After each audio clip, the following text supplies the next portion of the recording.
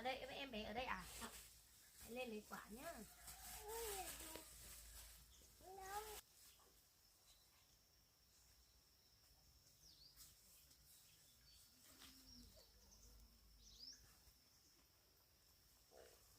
Em bé ngủ cùng này. Nó hầy sao này?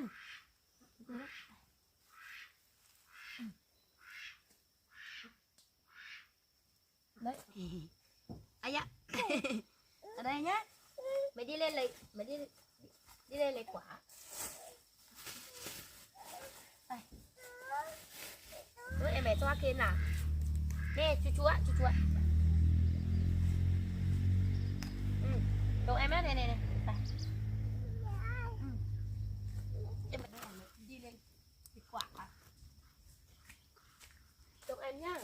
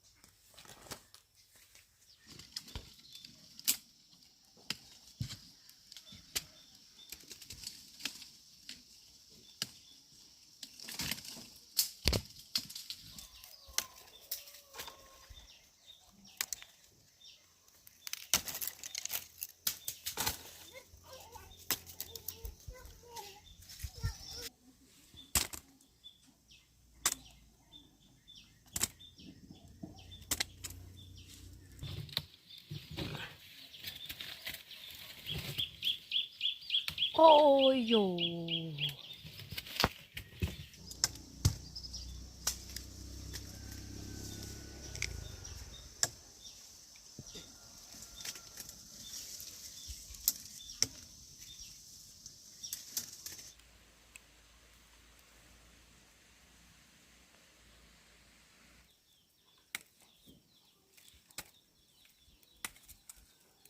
ui, đọt đi đi.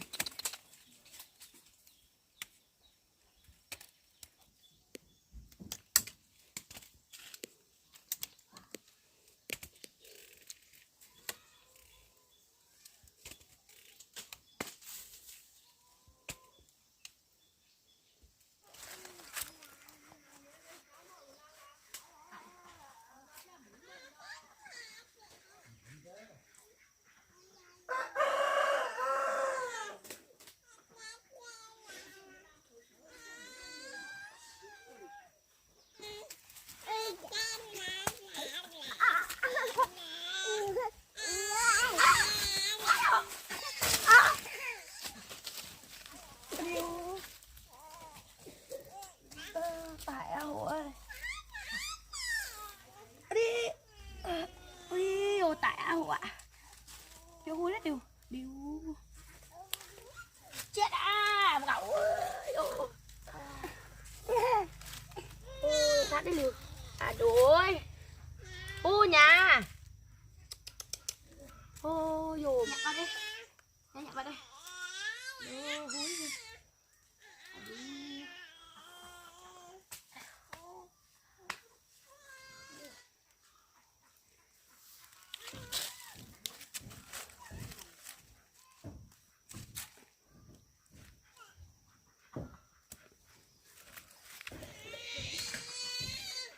Đót cái ngại gì vậy? Đót này này. Ở trên kia rơi xuống này. Đi. Lấy kia đi sát kia đi. Đi, dép của mẹ đâu? À đi. Về đây.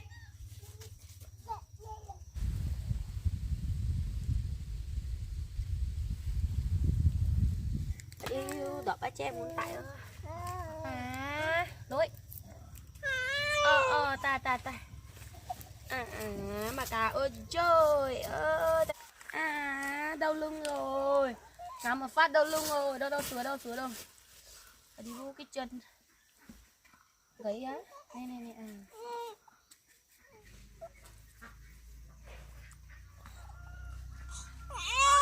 Từ từ ha. Các bạn uống mạnh vào.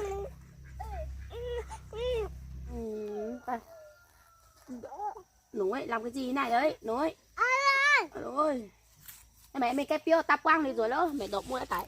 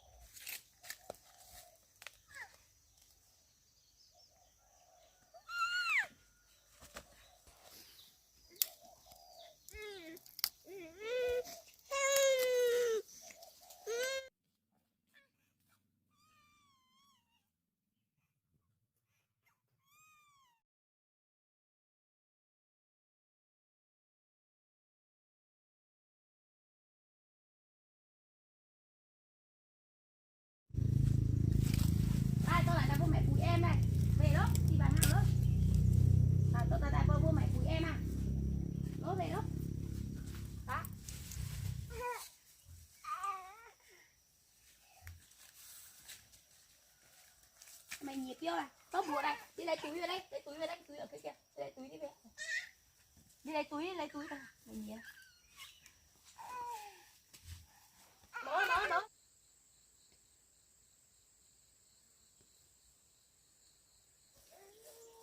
Đi cho mẹ. Một tôm tôi đã ta mẹ, tôi đây.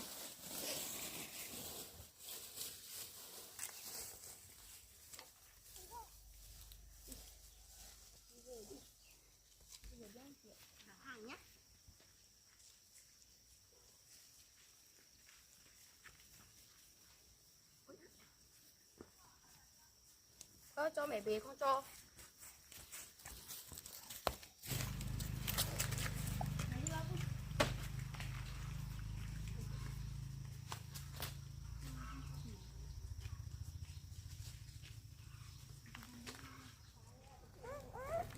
ยัง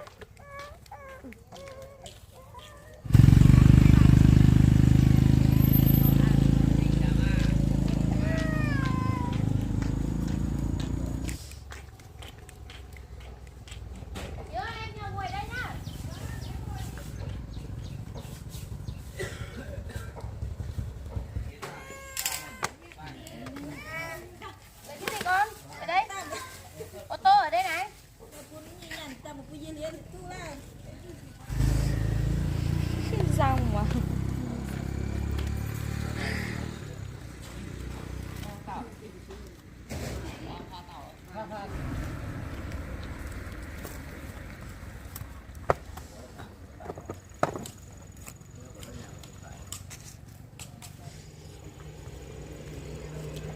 một kilo á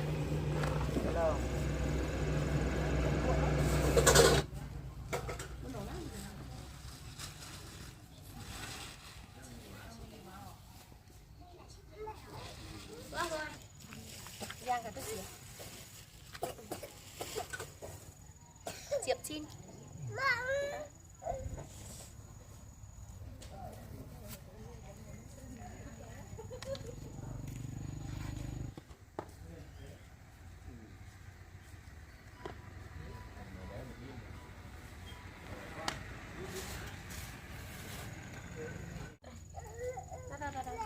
cho em về ở tại sao không gọi nhá gì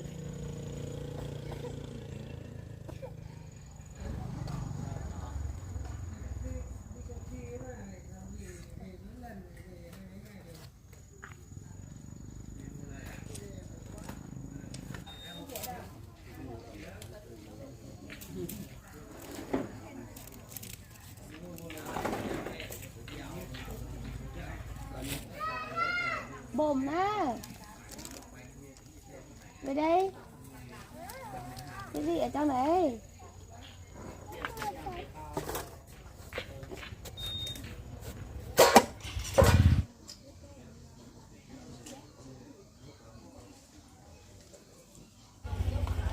thế em ơi cân 10.000 cân mình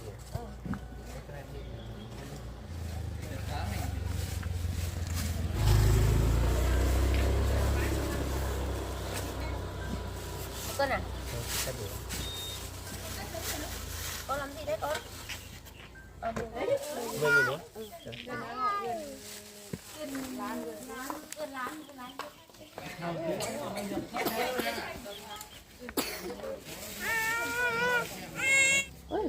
đâu chân của con đâu nên làm gì đâu cái chân con làm gì được ai ấy đó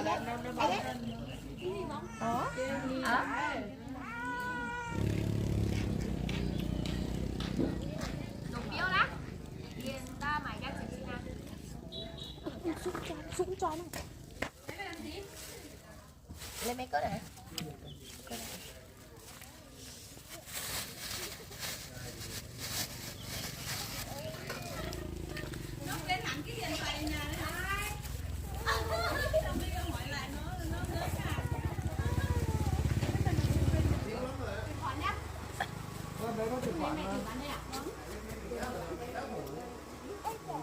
ha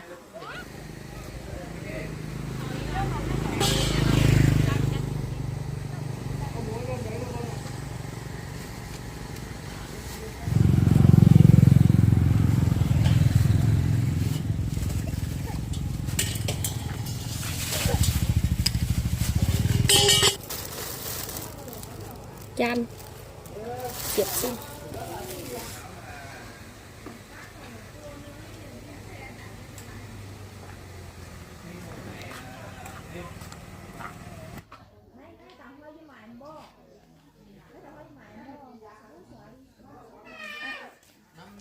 một phiếu đó chan Diệp xin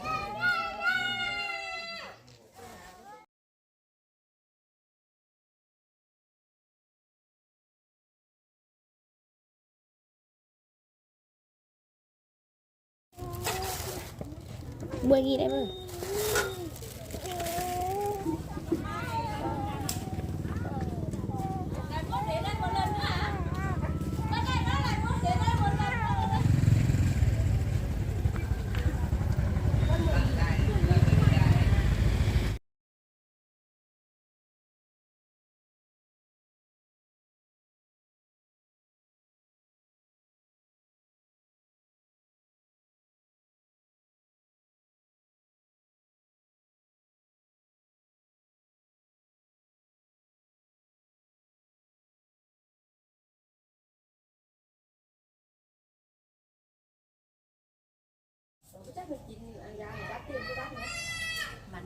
กินบะหมูปุ๊บนี่ได้เอามาเลยค่ะ นี่ก็ทำไมมา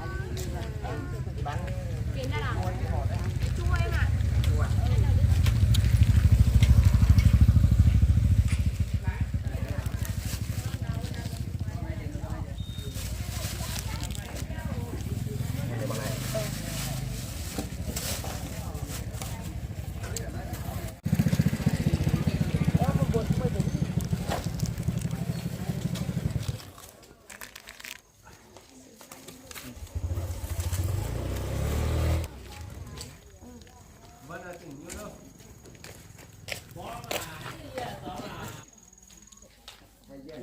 một tiêu lon á đi chăn tiệc chi nè chi mày với ma tiền nó ha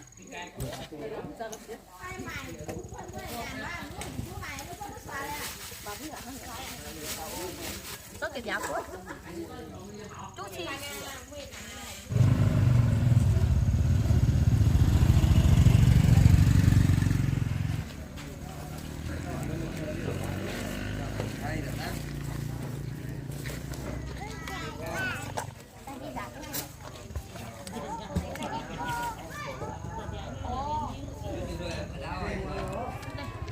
Tuấn ở đây, bạn đi về nhá. Đấy. Ô mày lấy.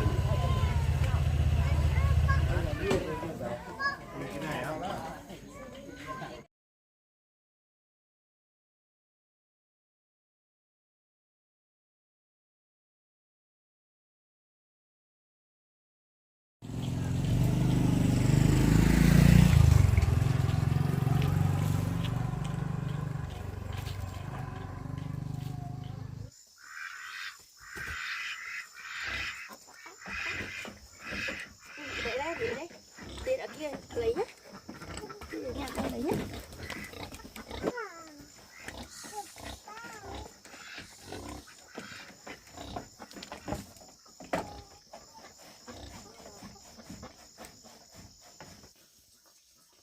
Con lại đây chơi à? Mày lấy vui vào trong á. Đấy, ở đây chơi nhá. Đấy. Đi đó.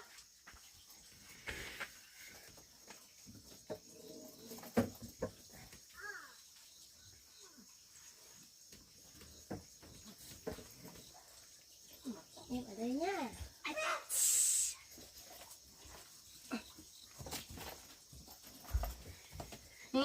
Ở đây nhá, đây xe của anh này, xe của anh Lulu ở đây nhá. Đây, tưới rau đây. Bông cái gì bông? Mẹ tưới rau đi. Đi. Mày lấy một tí nữa. Mày lấy luôn đi tưới rau à. Này, đấy, bây giờ quả ưa nhá.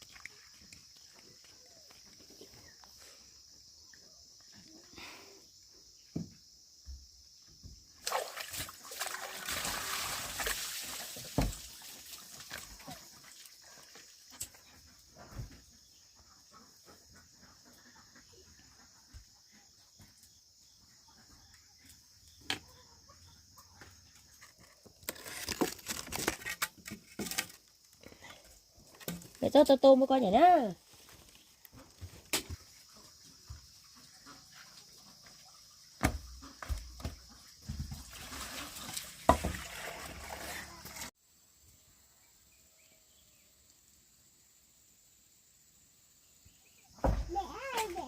Trời ơi, là em ủa.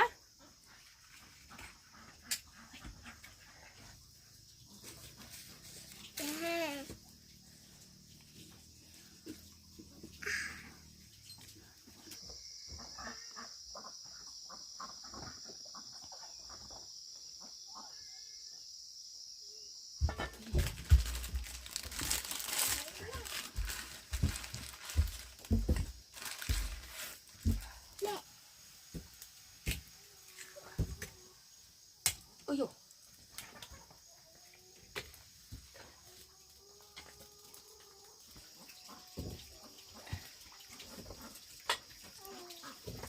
Ăn tôm đi. Đi vừa em kia, ăn tôm.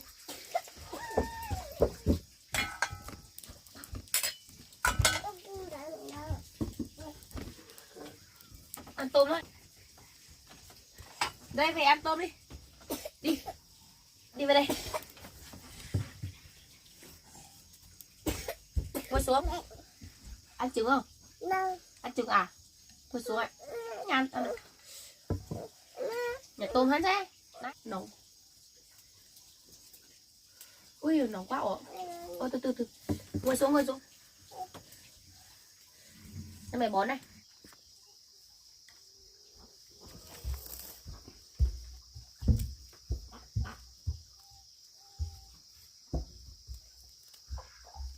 Cú đấy. Về đây ăn. Tí mình cho em bé ăn sữa thôi. Em bé có ăn được đây đâu.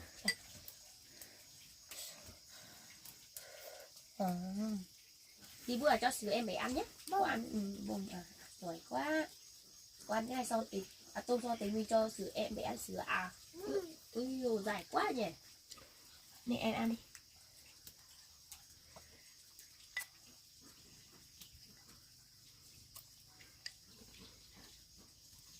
Ngã lắm khỏe này. Ăn. Ăn đi, ăn tôm đi, không nhúng đâu. Dậy. Đây mẹ ăn một tí nữa mẹ bón à? Vâng.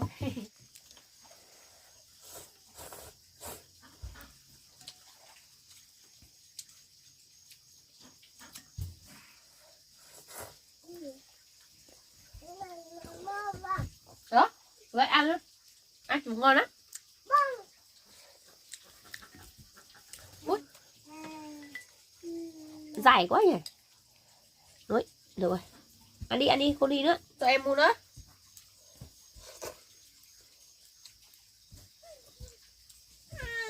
Ú đấy. Ăn trứng không? Đây. Bây giờ ngon em. Ui.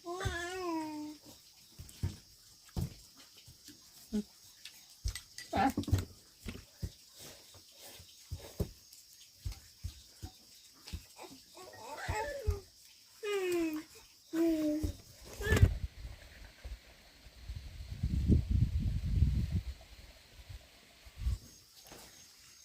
Ú đấy.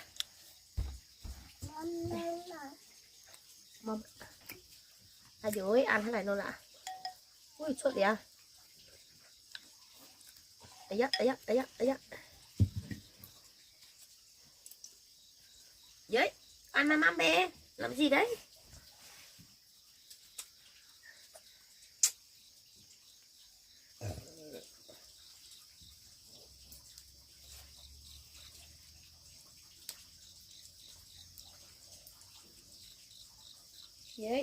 Dưới cháu này nó tôm ngon không con? Ngon em ăn đi.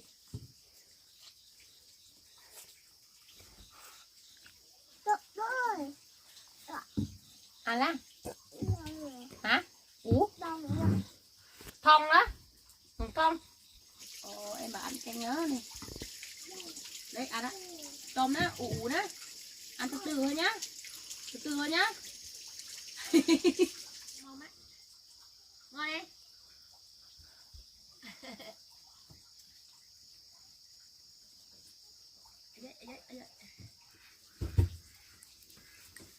Nước nghỉ con này ăn đi.